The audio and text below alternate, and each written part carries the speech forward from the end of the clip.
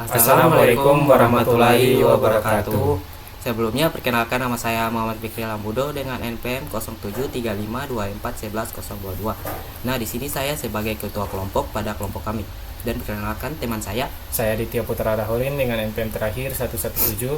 Dan saya Aditya Ramli dengan NPM terakhir 049. Nah, di sini pertama-tama izinkan kami dari kelompok Data Maths menyampaikan rasa syukur kami karena pada kesempatan ini kami dapat mempresentasikan hasil proyek kami yang berjudul Sistem Basis Data Klinik Kesehatan. Nah, melalui proyek ini kami berupaya memodelkan proses bisnis sebuah klinik mulai dari pencatatan pasien, dokter, perawat, kunjungan, rekam medis, resep, hingga pengelolaan obat menjadi sebuah sistem basis data yang terstruktur dan siap diimplementasikan. Jadi kami berharap pemaparan ini dapat memberikan gambaran yang jelas mengenai analisis, perancangan RD, normalisasi, mapping, tabel, serta implementasi SQL yang telah kami lakukan. Oke, mungkin langsung saja kita masuk ke pembahasannya. Oke, assalamualaikum warahmatullahi wabarakatuh. Sebelumnya perkenalkan nama saya Muhammad Fikri Lambudo dengan NPM 0735241122. Nah, di sini saya dari kelompok Data Maths dan pada kesempatan kali ini saya akan menjelaskan proses bisnis yang ada di proyek kami. Di sini untuk proyek kami adalah klinik kesehatan. Nah, di sini saya akan jelaskan untuk proses bisnis klinik kesehatan yang kami buat. Di sini untuk proses bisnis kami di sini dimulai ketika seorang pasien datang melakukan pemeriksaan. Nah, di situ pemeriksaan di awal kunjungan. Nah, setelah pasien melakukan kunjungan, perawat langsung mencatat tanda-tanda vital seperti tekanan darah, suhu tubuh, dan keluhan utama dari pasien. Nah, setelah itu pasien akan diperiksa oleh dokter. Dan selanjutnya dokter akan menganalisis untuk menentukan apa. Dokter akan membuat diagnosa dan selanjutnya kemudian dokter akan mencatat semua hasilnya di dalam rekam medis. Nah, di sini jika pasiennya membutuhkan obat, maka di sini dokter akan membuat obat dari resep yang berisi daftar obat, yang dimana di situ beserta ada dosis, aturan pakai, dan juga durasi pemakaian. Nah, di sini pada proses ini akan terus tercatat pada setiap jenis kunjungan, baik itu kunjungan awal, kunjungan lanjutan, maupun kunjungan rutin. Nah, di sini dengan model data ini, setiap riwayat kesehatan pasien akan tersimpan rapi dan dapat digunakan pada kunjungan berikutnya.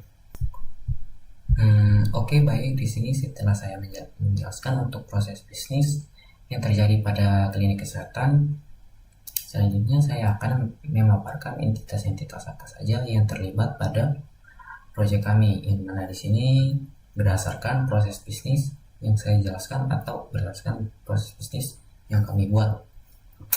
Nah, di sini berdasarkan proses tersebut terdapat beberapa entitas utama yang harus dikelola oleh sistem yang kami buat.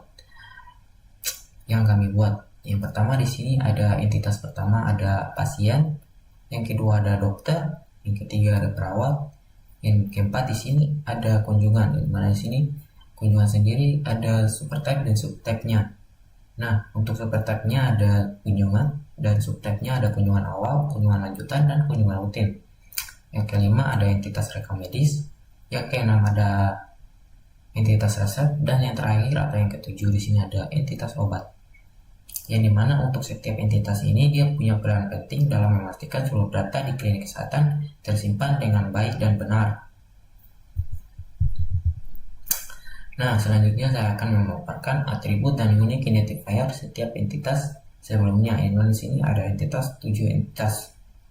Selanjutnya saya akan memaparkan atribut apa saja pada entitas pasien. Nah, atribut yang mencakup pada entitas pasien mencakupi ID pasien sebagai unique identifier. Yang mana unique identifier ini dia boleh sama untuk ID-nya, dan juga di sini ID pasien juga sebagai mandatory atau dia tidak boleh kosong atau wajib ada. Selanjutnya di sini ada atribut nama yang mana di sini tidak boleh kosong atau mandatory atau wajib. Selanjutnya di sini ada atribut alamat yang dimana di sini bersifat mandatory atau wajib. Selanjutnya di sini ada telepon yang dimana di sini bersifat mandatory atau wajib. Email selanjutnya ada atribut email, yang dimana di sini untuk atribut email sendiri dia bersifat mandatory atau wajib ada. Selanjutnya di sini ada tanggal lahir. Untuk atribut tanggal lahir sendiri bersifat mandatory juga, yang dimana di sini wajib ada atau juga bisa dibilang 30. Selanjutnya pada entitas dokter di sini mempunyai atribut yang ada, yang antara lain ada ID dokter sebagai unique identifiers, yang mana di sini unique identifier sendiri dia tidak boleh sama dengan unique identifier pada ID dokter pada ID yang lainnya. Itu berarti dia tidak boleh sama untuk ID dokter sendiri. Dan juga ID dokter sendiri bersifat mandatory atau bisa dibilang dia tidak boleh kosong, atau untuk ID dokter sendiri wajib ada untuk datanya. Selanjutnya di sini ada atribut nama, yang dimana atribut nama bersifat mandatory atau wajib. Nah, selanjutnya untuk entitas perawat, atributnya meliputi ID perawat, nama, dan telepon. Nah, untuk ID perawat sendiri itu bersifat unique identifier, yang dimana ID perawat sendiri tidak boleh sama untuk ID-nya nantinya, dan juga ID perawat bersifat mandatory atau dia diwajibkan ada. Nah, selanjutnya di sini nama, yang dimana di sini untuk atribut nama sendiri bersifat mandatory juga, yang dimana di sini dia itu diwajibkan ada. Nah, sama juga seperti telepon. Selanjutnya di sini pada entitas resep, dia itu mempunyai atribut antara lain ID resep, ini atribut dosis, aturan pakai, dan durasi pemakaian. Nah, untuk ID resep sendiri itu dia tuh menggunakan unique identifier, atau tuh ID resep itu dia tidak boleh sama. Jadi mana juga ID resep juga bersifat mandatory atau wajib. Nah, ID dosis juga, aturan pakai, dan durasi pemakaian juga bersifat mandatory atau wajib. Nah, di sini entitas obat selanjutnya dia mempunyai atribut ID obat, yang dimana di situ sebagai unique identifier atau dia tidak boleh sama untuk ID-nya, dan juga bersifat mandatory atau diwajibkan ada. Kemudian ada nama obat, kategori, dan tanggal keluarsa. Yang dimana di situ untuk atributnya semuanya juga bersifat mandatory atau diwajibkan ada. Nah, selanjutnya untuk entitas kunjungan, yang dimana di sini kunjungan mempunyai subtype dan subtype. Nah, untuk subtype sendiri di sisi kunjungan, dan juga subtype-nya kunjungan awal, kunjungan lanjutan, dan kunjungan rutin. Nah, untuk subtype-nya untuk kunjungan mempunyai atribut kunjungan dan gejala, yang dimana nantinya untuk atributnya akan diwarisi ke subtype-nya. Yang dimana di sini untuk atributnya ada tanggal kunjungan dan gejala, yang dimana tanggal kunjungan sendiri bersifat mandatory atau wajib ada, dan juga gejala juga seperti itu. Selanjutnya subtype-nya memiliki atribut tambahan, yang dimana tambahan dari hasil yang diwariskan dari kunjungan. Nah, untuk kunjungan awal sendiri mempunyai atribut diagnosa awal, yang dimana di sini diagnosa awal bersifat mandatory atau wajib, dan juga di sini akan diwariskan atributnya dari kunjungan. Nah, selanjutnya di sini ada kunjungan lanjutan, yang dimana di sini atributnya adalah proses hasil diagnosa, yang dimana di sini proses hasil diagnosa bersifat mandatory atau wajib ada. Selanjutnya dia akan mewarisi atribut dari kunjungan, yang dimana atribut kunjungan sendiri ada tanggal kunjungan dan gejala. Nah, selanjutnya kunjungan rutin dia mempunyai atribut tekanan darah, berat badan, dan tinggi badan. Nah, di sini untuk tekanan darah, berat badan, dan tinggi badan yang bersifat mandatory atau wajib ada, dan tekanan darah, sedangkan berat badan dan tinggi badan itu bersifat opsional.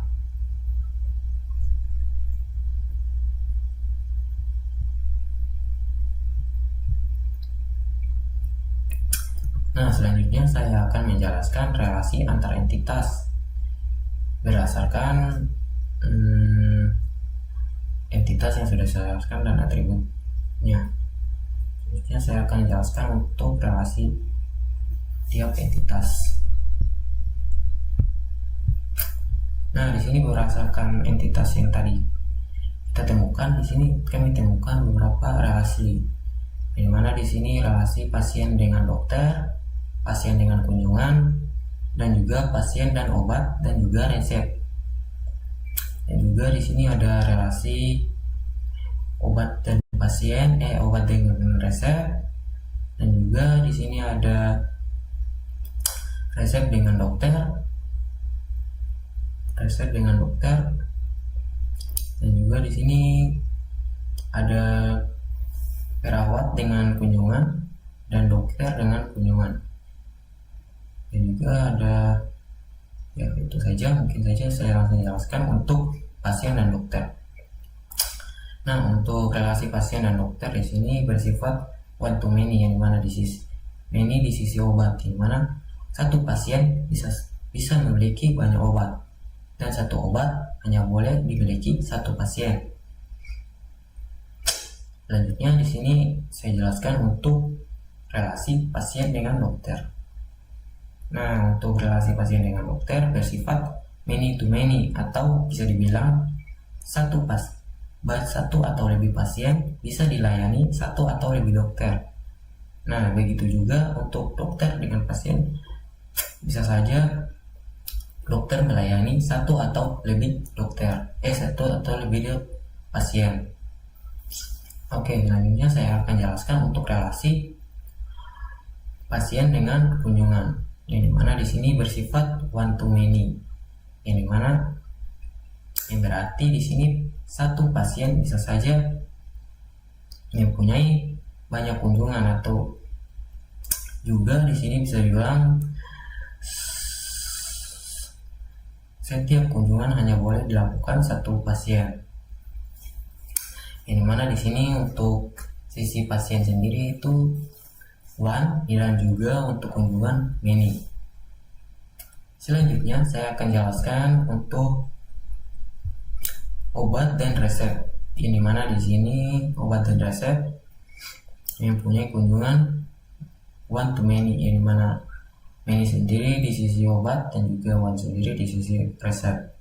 Yang berarti setiap resep mempunyai banyak obat, dan satu obat mempunyai satu resep. Nah, selanjutnya saya akan jelaskan untuk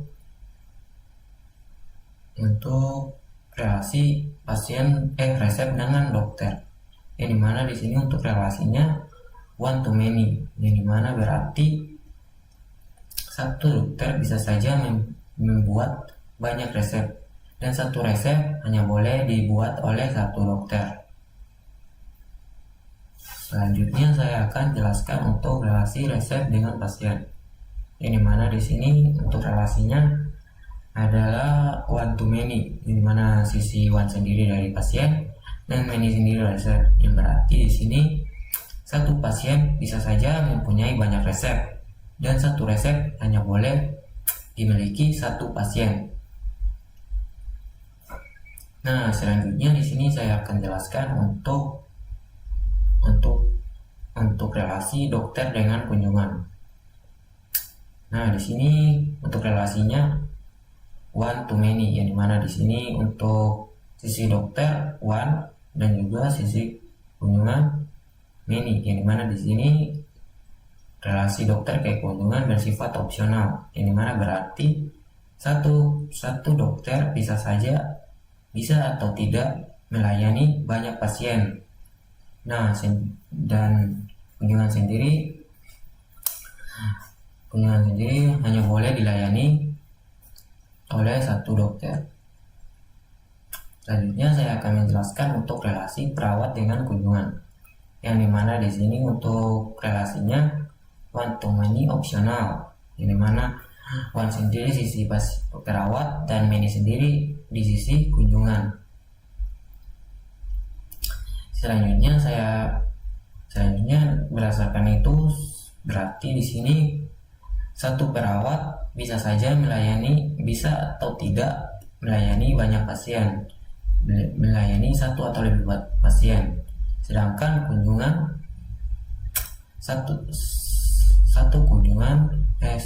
setiap kunjungan hanya boleh dirawat oleh satu pasien, satu perawat. Oke, mungkin itu saja untuk penjelasan saya. Lebih kurangnya saya mohon maaf. Selanjutnya saya serahkan untuk Aditya Ramli untuk menjelaskan materi selanjutnya. Oke, mungkin itu saja. Assalamualaikum warahmatullahi wabarakatuh.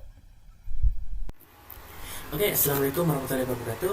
Jadi saya Aditya Ramli dari kelas 3F1. Jadi kali ini saya akan menjelaskan project untuk bagian supertype dan subtype. Jadi saya akan menjelaskannya sampai ke mapping. Oke. Jadi langsung saja saya jelaskan untuk bagian supertype. Jadi dalam perancangan basis data ini itu ditemukan kebutuhan untuk menggunakan pendekatan supertype dan subtype. Hal ini terjadi pada entitas kunjungan yang pada proses bisnisnya terjadi menjadi 3 jenis, yaitu ada kunjungan awal, kunjungan lanjutan, dan kunjungan rutin. Ketiga jenis ini tuh kunjungan tersebut tuh memiliki atribut umum yang sama seperti tanggal kunjungan dan gejala, serta sama-sama berhubungan dengan entitas pasien, dokter, dan perawat. Namun, masing-masing juga memiliki atribut khusus yang membedakan untuk menghindari kondisi di mana satu tabel berisi banyak atribut yang hanya terisi pada kondisi tertentu. Jadi akan menyebabkan banyak nilai nol. Maka digunakanlah model supertype dan subtype. Oke? Jadi dalam model ini kunjungan menjadi supertype. Jadi dia menyimpan atribut umum, sementara 3 jenis kunjungan menjadi subtype. Itu menyimpan atribut spesifik. Jadi setiap subtype diwariskan atribut dan relasi dari supertype. Oke? Jadi untuk metode mapping yang dipilih itu adalah tabel per child, sehingga masing-masing supertype memiliki tabel tersendiri. Pendekatan ini menghasilkan struktur tabel yang lebih terorganisir, oke, efisien dan mudah dikembangkan ketika terdapat jenis kunjungan baru di masa mendatang. Oke, seperti itu. Oke, kita lanjut untuk bagian normalisasi. Oke, jadi proses normalisasi dilakukan untuk memastikan bahwa struktur tabel yang dihasilkan bebas dari redundansi, oke, dan anomali data. Jadi normalisasi itu bertujuan untuk membuat setiap tabel hanya menyimpan data yang benar-benar relevan, sehingga tidak terjadi duplikasi maupun inkonsistensi ketika dilakukan operasi penyimpanan, perubahan atau penghapusan data. Namun pada analisis data yang dilakukan pada tahap sebelumnya, seluruh entitas itu sudah memenuhi kriteria bentuk normal pertama, kedua, dan ketiga. Oke. Jadi setiap atribut itu sudah bersifat atomik, tidak ditemukan atribut berulang, serta tidak ada ketergantungan parsial maupun ketergantungan transitif. Jadi antar atribut non-key. Karena itu tidak diperlukan proses normalisasi lanjutan. Jadi struktur entitas ini sudah bersih, terpisah sesuai fungsi, dan siap digunakan pada tahap perancangan fisik basis data. Oke. Jadi langsung lanjut untuk bagian relasi to many. Jadi untuk penyelesaian relasi many to many, pada RD awal itu ditemukan 2 relasi many to many, yaitu antara pasien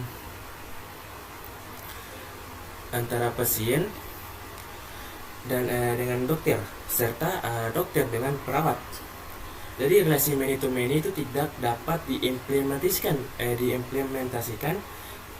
langsung dalam basis data relasional. Oke. Jadi sehingga harus dipecah menjadi entitas baru, sehingga sebagai penghubung, maksud saya, dari relasi tersebut dibentuk entitas pemeriksaan untuk menghubungkan pasien dan dokter. Oke. Jadi dengan adanya entitas penghubung ini, relasi menjadi 2 relasi, satu one to many yang valid secara logis maupun teknis. Namun setelah dilakukan pemeriksaan yang lebih mendalam, terdapat relasi yang bersifat duplikatif, yaitu antara dokter pemeriksaan pasien dan pasien kunjungan dokter. Jadi karena jalur relasi ini mewakili hubungan yang sama, jadi salah satu harus dihilangkan. Jadi hal ini penting untuk menghindari redundansi dan konsentenal data. Oke. Setelah disederhanakan, pertahankan satu jalur yang paling relevan dengan proses bisnis kunjungan dan pemeriksa pasien. Oke. Saya lanjut untuk bagian relasi non transferable. Oke, jadi dalam model data ini juga ditemukan dua relasi yang tergolong non transferable, yakni relasi antara pasien dengan resep serta pasien dengan obat. Oke. Jadi relasi ini dikategorikan sebagai non transferable karena data tersebut hanya sah untuk pasien tertentu, tidak dapat dialihkan ke pasien lain. Contohnya, resep yang diberikan dokter kepada seorang pasien adalah spesifik untuk pasien tersebut, tidak boleh digunakan oleh pasien lainnya. Begitu pula dengan obat yang diberikan oleh perawat kepada pasien tertentu, tidak dapat digunakan oleh pasien lain. Oleh karena itu, kedua relasi ini dirancang sebagai relasi wajib mandatory dengan Forgen K yang tidak boleh bernilai nol, sehingga menjaga aturan bisnis bahwa resep dan obat melekat pada satu pasien saja. Oke. Ini untuk harinya. Oke, kita masuk ke bagian mapping. Oke. Mana? Oke. Jadi untuk proses mapping itu dilakukan untuk mengubah model RD menjadi struktur tabel fisik yang siap diimplementasikan dalam basis data. Jadi setiap entitas pada RD diubah menjadi tabel. Jadi atribut menjadi kolom, primary key ditetapkan sebagai pengidentifikasi utama dan Forgen key dipasang untuk mempresentasikan relasi antar tabel. Jadi tipe data yang dipasang untuk mempresentasikan relasi antar tabel. Jadi tipe data dan presisi dipilih berdasarkan kebutuhan penyimpanan dan karakteristik data. Jadi ini saya akan tampilkan dan jelaskan. Jadi untuk tabel pasien, jadi tabel pasien itu memuat informasi dasar. Jadi memuat informasi dasar pasien dengan kolom seperti ID pasien, nama, alamat, telepon, email, dan tanggal lahir. Jadi seluruh atribut itu bersifat atomik dan sesuai dengan tipe data yang umum digunakan pada sistem informasi kesehatan. Oke, untuk tabel dokter dan perawat itu berfungsi sebagai menyimpan identitas tenaga medis dengan struktur sederhana berupa ID dokter, ID perawat, nama, dan nomor HP. Oke. Kemudian untuk tabel obat dan tabel resep. Oke. Tabel kita dimulai dari tabel resep dulu. Dari tabel resep itu memuat informasi resep yang diberikan dokter kepada pasien dengan ada ID resep sebagai primary key serta ada aturan pakai, durasi pemakaian, dosis, dan juga ada ID pasien dan ID dokter sebagai Forgen key.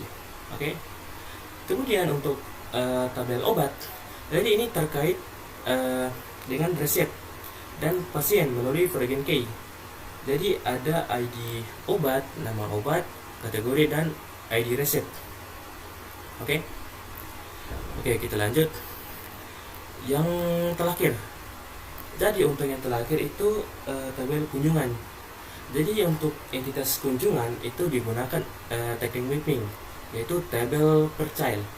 Jadi sehingga subtype kunjungan dipecah menjadi 3 tabel sesuai subtype-nya. Jadi ada kunjungan awal, kunjungan lanjutan, dan kunjungan rutin. Jadi setiap tabel memiliki struktur yang sama berupa ID kunjungan, tanggal kunjungan, dan gejala. Jadi serta itu dilengkapi dengan atribut khusus sesuai jenis kunjungannya. Jadi ketiganya juga memiliki Forgen key. Ada ID pasien. Nah, ini ID pasien. Ada ID dokter, ID perawat. Jadi ini juga ada pasien, ada perawat, dan dokter. Jadi itu untuk menjaga hubungan dengan entitas utama Jadi dengan mapping ini seluruh entitas dan relasi dari RD berhasil diterjemahkan ke dalam bentuk tabel relasional yang terstruktur, konsisten, dan memenuhi aturan desain basis data yang baik. Oke, mungkin jadi sampai di sini saja untuk penjelasan saya, nanti akan dilanjutkan oleh teman saya. Oke, terima kasih. Assalamualaikum warahmatullahi wabarakatuh. Sebelumnya perkenalkan, nama saya Aditya Putra Rahawarin. Jadi kali ini saya akan membahas tentang perintah SQL, yang dimana cara membuat tabelnya dan memasukkan data pada tabel tersebut. Langsung saja. Oke, jadi saya akan melanjutkan laporan dari teman saya yang sudah jelaskan sebelumnya, yaitu melakukan mapping ke diagram tabel. Nah, selanjutnya yaitu membuat tabel dengan menggunakan perintah SQL DDL. Nah, oke, untuk pembuatan tabel, sini saya mengambil contoh yaitu tabel pasien, yang dimana membuat tabel itu menggunakan perintah create table dengan nama tabelnya yaitu pasien. Nah, di tabel pasien ini terdapat ID pasien sebagai tipe data number, bisa dibilang tipe data angka, dengan presisinya itu 5, yang berarti 5 digit, dengan constraint-nya atau aturannya dari ID pasien ini sebagai PK atau primary key. Nah, primary key ini sebagai kunci utama dari sebuah tabel pasien. Nah, untuk namanya itu menggunakan tipe data varchar 2, yaitu tipe data string atau teks dengan panjang karakternya yaitu 50, dengan constraint atau aturannya yaitu nama pasien itu NN atau not null. Not null yang berarti itu nama dari kolom ini yaitu nama pasien tidak boleh kosong. Jadi saat mengisi data, nama kolom ini tidak boleh kosong karena aturannya itu not null. Dan selanjutnya itu alamat dengan menggunakan tipe data varchar 2, tipe data yang sama itu string atau teks, yang dimana panjang dari karakternya itu 50, dengan constraint atau aturannya yaitu alamat pasien itu tidak boleh kosong dengan menggunakan perintah not null. Selanjutnya yaitu nomor telepon, kolom telepon yaitu varchar 2, yang dimana panjang dari karakternya itu 20, dengan aturannya atau constraint-nya itu telepon pasien itu tidak boleh kosong juga. Dan email, nah email ini dengan tipe datanya yaitu varchar 2 atau string text, dengan panjang dari karakternya itu 30, constraint-nya yaitu email itu boleh kosong, yang berarti kolom yang email ini sebagai opsional, boleh dikosongkan. Nah, yang terakhir yaitu tanggal lahir dengan tipe data date. Tipe data date ini ialah tipe data tanggal dengan constraint-nya atau aturannya yaitu tanggal lahir ini tidak boleh kosong. Nah, untuk menampilkan struktur data tabelnya, saya menggunakan describe untuk menampilkan struktur dari sebuah tabel yang bernama yaitu pasien, yang dimana setelah membuat tabel ini, untuk menampilkan strukturnya menggunakan perintah describe dengan nama tabelnya itu pasien, yang terdapat ID pasien, nama, alamat telepon, email, dan tanggal lahir. Untuk panjang dari karakternya yaitu nama varchar 2 itu 50, alamat varchar 2 50, dan telepon 20, email 30, dan tanggal lahir itu 7.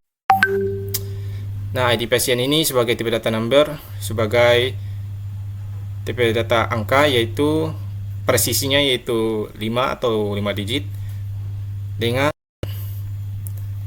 sebagai primary key, yang berarti tidak boleh kosong. Begitu juga dengan nama, alamat, telepon, dan tanggal lahir. Selain itu, email itu sebagai opsional, jadi boleh dikosongkan. Nah, contoh dari tabel lain, saya mengambil tabel kunjungan. Nah, kunjungan awal ini berisi ID kunjungan dengan tipe data number, presisnya yaitu 5 digit, dengan constraint-nya atau aturannya yaitu ID kunjungan ini sebagai primary key. Dan yang kedua yaitu gejala sebagai tipe data varchar 2 atau teks yang memiliki panjang dari karakternya itu 50 dengan constraint-nya yaitu gejala itu tidak boleh kosong atau not null. Selanjutnya yaitu tanggal kunjungan dengan tipe data date atau tipe data tanggal, yang dimana constraint atau aturannya yaitu tanggal kunjungan itu tidak boleh kosong. Selanjutnya itu diagnosa sebagai tipe data yang sama yaitu varchar 2 dengan panjang dari karakternya itu 20 dengan constraint-nya yaitu diagnosa awal itu tidak boleh kosong atau not null. Nah, di sini terdapat ID perawat, ID dokter, dan ID pasien. Nah, ketiga dari kolom ini sebagai foreign key. Nah, foreign key itu apa? Foreign key itu kunci tamu sebagai penghubung tabel dari tabel lain. Nah, di ID perawat ini terdapat tipe data number dengan presisi 5. Constraint-nya yaitu kunjungan awal itu tidak boleh kosong. Nah, untuk menghubungkan tabel ID perawat, di sini menggunakan perintah reference, yang berarti saya mengambil nama tabel dari perawat, di mana nama kolomnya itu ID perawat. Selanjutnya itu ID dokter dengan tipe data number sebagai presisinya itu 5 dengan constraint atau aturannya itu kunjungan awal dari ID dokter itu tidak boleh kosong. Saya mengambil referensinya dari nama tabelnya itu dokter dengan nama kolomnya di dokter. Dan juga yang terakhir yaitu ID pasien sebagai tipe data number dengan presisinya 5. Constraint-nya yaitu kunjungan awal ID pasien itu tidak boleh kosong. Dengan saya mengambil referensinya itu dari tabel pasien dengan nama kolomnya yaitu ID pasien. Nah, setelah itu untuk tampilan strukturnya yang memiliki ID kunjungan, gejala, tanggal kunjungan, diagnosa, dan foreign key-nya yaitu ID perawat, ID dokter, dan ID pasien. Selanjutnya itu untuk pengisian datanya. Nah, di tabel pasien ini terdapat 3 kolom yang saya input dengan menggunakan perintah insert into untuk memasukkan data pada tabel pasien. Nah, di sini ada perintah insert into dengan nama tabelnya itu pasien dengan values-nya atau nilainya yang kita akan masukkan sesuai dengan struktur yang sudah saya buat, yang dimana yang pertamanya itu ID pasien dengan ID pasiennya itu 100, nama pasiennya yaitu Muhammad Andi, dan alamatnya itu Jalan Maliaro. Nah, untuk nomornya yang tadinya itu menggunakan varchar, jadi menggunakan tanda kutip sebagai varchar. Dan selanjutnya itu email. Dan yang terakhir yaitu tanggal lahir sebagai tipe data date.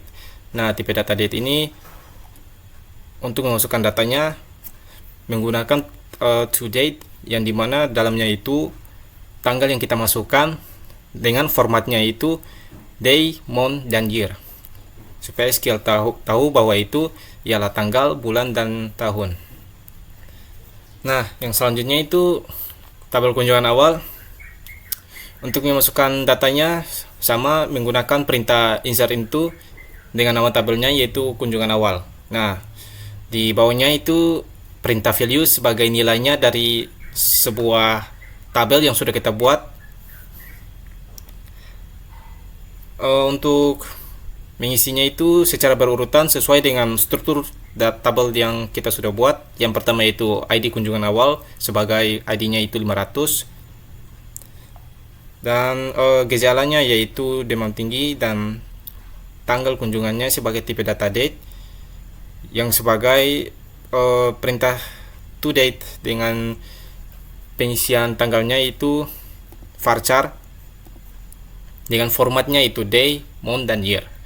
Nah, untuk diagnosanya yaitu influenza dan ID perawat, ID dokter, dan ID pasien.